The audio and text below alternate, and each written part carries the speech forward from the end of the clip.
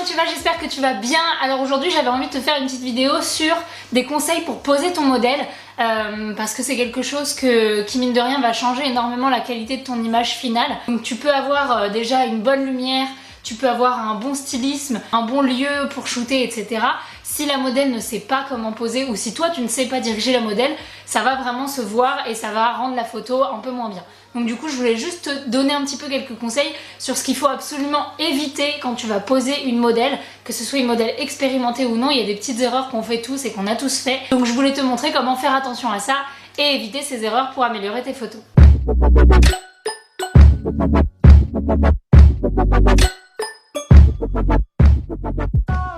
Alors la première chose à éviter, c'est de rester trop statique. Si le modèle reste trop statique, à un moment donné ça va se voir qu'elle est mal à l'aise, qu'elle a conscience de comment elle est et il va y avoir une gêne qui va se transmettre via l'objectif et qui va rendre quelque chose de pas terrible. Donc du coup, essaye de garder la modèle toujours en mouvement, non seulement pour qu'elle soit à l'aise, mais aussi pour que toi tu aies une variété de poses différentes avec un seul lieu et une seule tenue. Vaut mieux que la modèle elle reste tout le temps en mouvement et ça fait quelque chose de plus dynamique, de plus fluide et donc de plus agréable à regarder. En plus, quand une modèle reste trop statique, le corps n'est pas mis en valeur, le corps est tout droit face à la caméra et c'est pas quelque chose qui est forcément très esthétique. Donc du coup, si elle a du mouvement, tu pourras avoir plusieurs formes différentes dans son corps et tu pourras garder ce qui t'intéresse et jeter ce qui t'intéresse pas. La deuxième erreur à éviter, c'est de faire des poses clichés. Alors ça, je le vois énormément sur certains Instagram quand on ne sait pas encore comment poser un modèle et on fait des poses clichés de mode.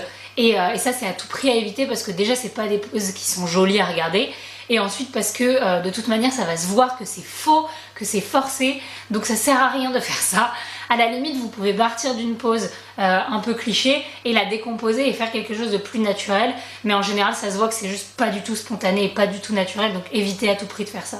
En troisième, c'est une erreur qui peut m'arriver encore de faire quand on fait pas attention, ça peut arriver à tout le monde, mais c'est de couper un membre ou de le plier de manière à ce qu'on ne le voit pas. Il faut essayer de faire en sorte qu'on voit tous ses membres, qu'on voit tous ses bras, toutes ses jambes, si c'est en tout cas le but de la pose. Donc par exemple, si quelqu'un pose à genoux, essayez de faire en sorte que les jambes soient légèrement de profil pour qu'elles soient visibles et pas que ça fasse juste un bout coupé. Pareil si c'est les bras, de temps en temps ça peut être esthétique d'avoir les bras derrière le dos, les bras cachés, mais faites en sorte que ce soit pas quelque chose qui soit coupé de manière abrupte au niveau des coudes parce que ça fait bizarre. La quatrième erreur que je vois beaucoup, c'est quelque chose qui regroupe un petit peu plusieurs idées qu'on a dit avant, mais c'est d'exagérer les poses, de trop exagérer une pose et de faire trop de mouvements, de plier trop de choses dans son corps.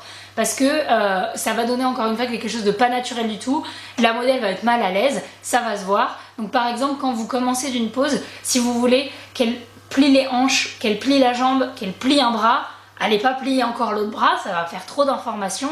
Faites quelque chose de plus léger, pliez ou bougez ses bras et ses jambes un à la fois et vous décomposez petit à petit. Mais si vous faites bouger tous les éléments de son corps, si vous pliez tous les éléments de son corps, ça va faire trop bizarre, aucun être humain ne se pose comme ça, donc c'est pas très joli. Donc quand vous voulez partir d'une pose et que vous voyez que ça devient trop compliqué, que la modèle est trop en train de poser, essayez juste de décomposer, de détacher, de détendre un ou deux membres par-ci par-là. Donc par exemple si elle est posée debout, que vous voulez faire une pose intéressante, essayez de lever juste un bras, de plier juste les hanches, pas les deux jambes, les deux bras, ça fait trop. La cinquième chose, c'est quelque chose qui peut être encore plus difficile, surtout si c'est une ou un modèle qui n'a pas l'habitude, mais c'est l'expression du visage. Il faut à tout prix que le visage soit détendu parce que c'est quelque chose qui se voit énormément.